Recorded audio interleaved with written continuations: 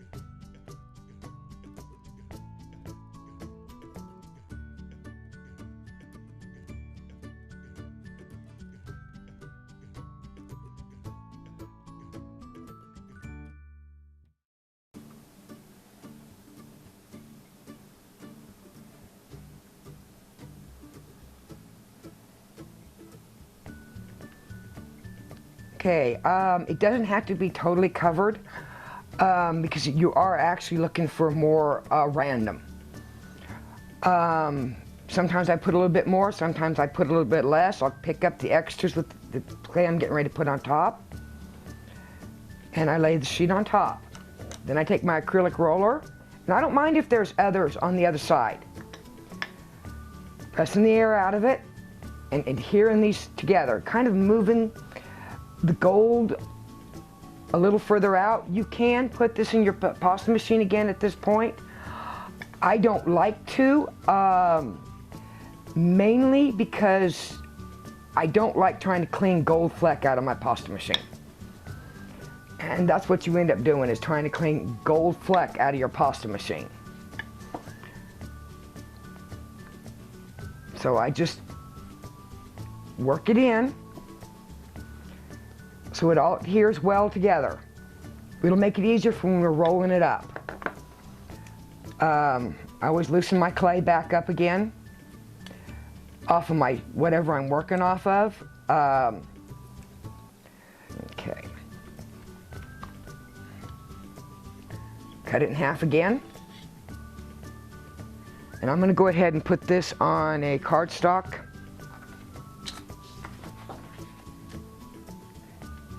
just so it's a little bit easier to work with. And, oops, I'm losing my light here.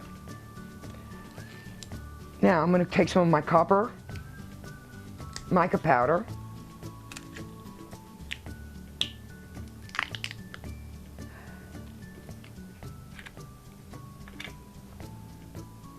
And I'm just going to spread it out a little bit.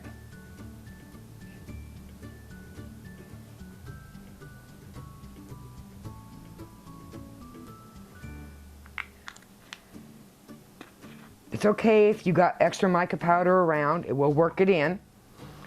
Clean off my brush a little bit because I want to add just a little bit of this white into here.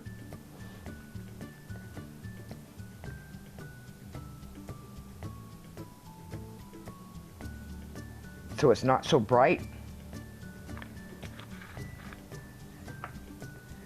Take your other half of your sheet again, stretch it out as much as you can, and you roll out again. You need to take your fingers and just press it like this. Basically, you're getting the clay to move away from the powder just a little bit.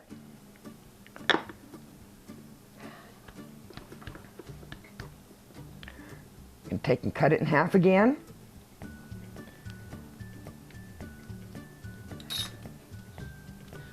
I'm going to turn this over. Get it up off of there. Clay really wants to stick. I'm going to add a little silver on this side.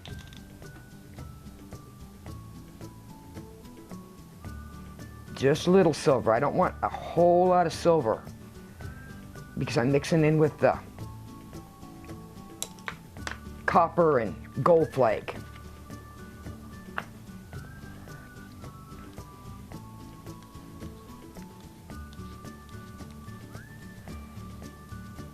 And then just press it all together.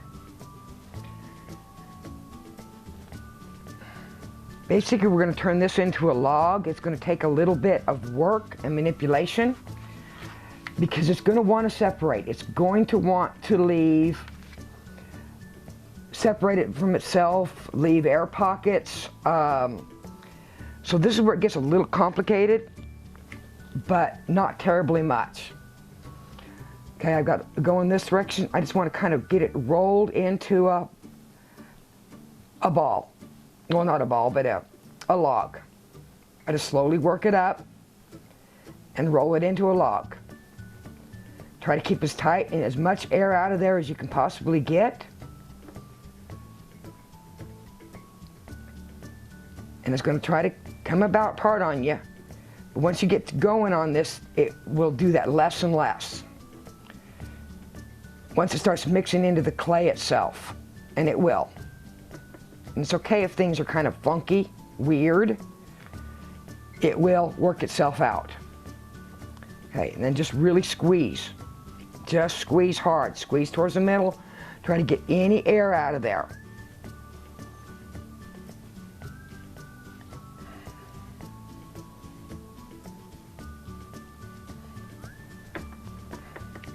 And you can feel the air in it when you roll like that. You're just trying to press the air out. And it'll come out if you just keep working at it. Let's keep pressing. Okay, this is where I start twisting. That way it starts to twist in on itself. And I twist one side so it presses the air to the other side. Any air that's left in there or comes out, just start twisting.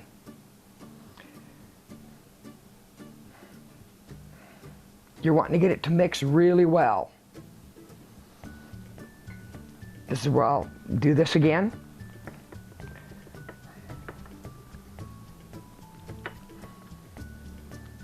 Twist some more. Get it to really work itself into it.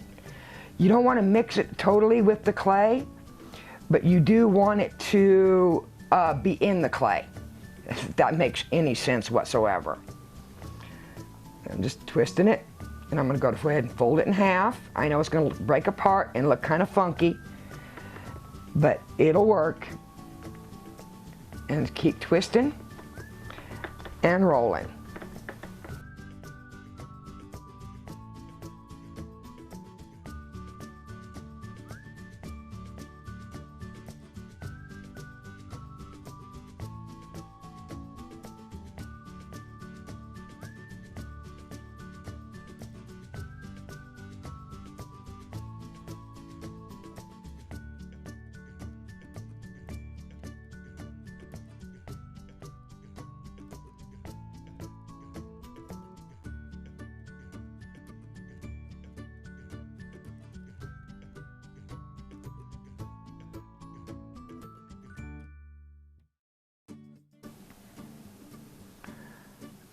I just go ahead and bring it down and collapse it on itself again.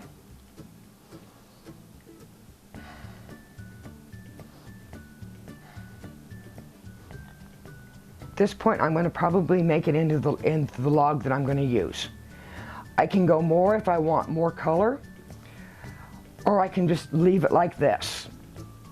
It's going to have a marbled look to it, but a lot of your really pretty stones have a marbled swirls and stuff like that, so I just keep working it. Like I said, I'm working it down into a log.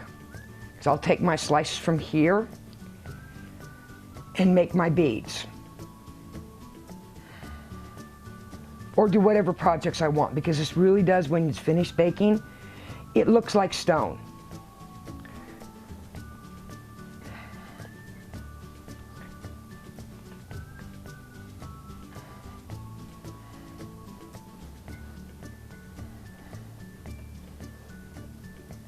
Just want it all adhered together really well.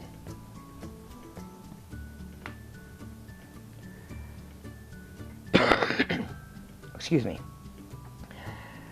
Now that is actually pretty good. The outside is okay, but what's going to be neat is going to be the inside. Do a little cut here. And if you don't like the way the inside looks like this, I know that doesn't look real dark, but once it bakes up, all these colors are going to come out. And the translucent white is going to lighten up tremendously. Here's one I made the other day. I do probably going to end up slicing it this direction instead of off that way, because I don't really like the striation here. But you'll notice the two different here. The purple starts to really come out. The colors in here are going to really start to shine once the piece is baked. When I'm making a bead, I'm going to grab this one because it's already been sitting for a couple of days. I don't take it down to a small size. The reason is because then I've got to manipulate the bead more. If I go ahead and just leave it like this, and they take me approximately the same size slices, that's a junk slice by the way, the same size slices, I'll get approximately the same size bead,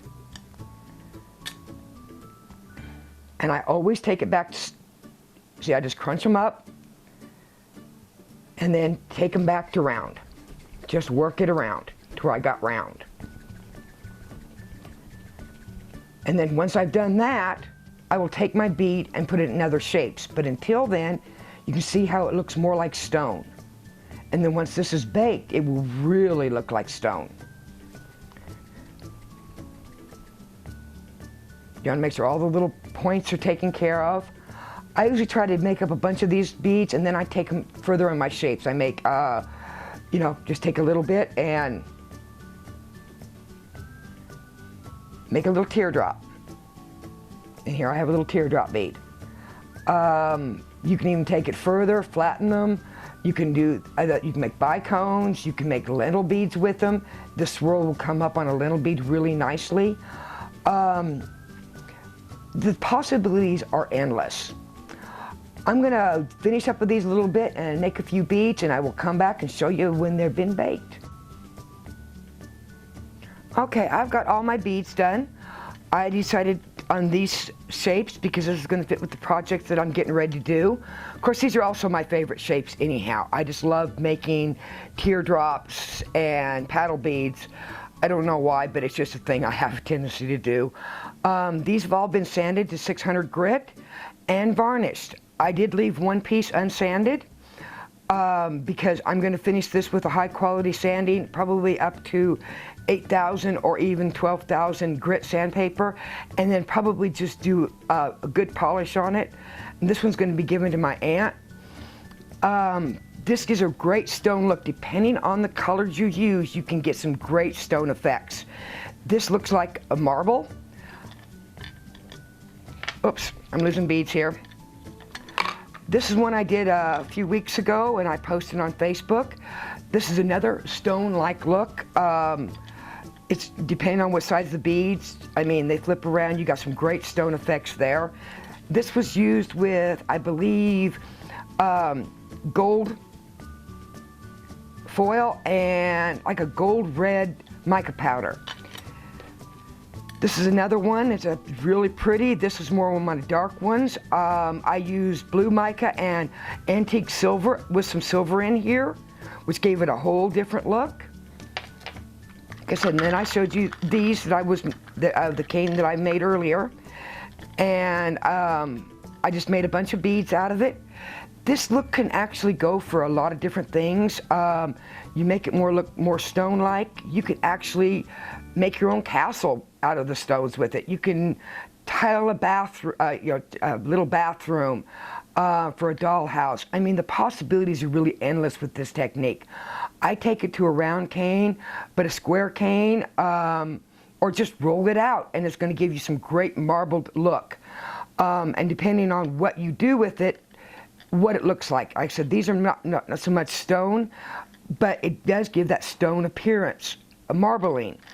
Because the possibilities are endless. Have fun with this. I know I have. Now, don't forget to visit me at aboutordinarywomen.com. Like this page, like this video. Please subscribe to my channel. Come over to the Facebook page, like it. Post any of the projects that you've created using this effect, or any of the other effects I've done. I would really love to see what you come up with. Have fun creating, and I'll see you guys in the next video.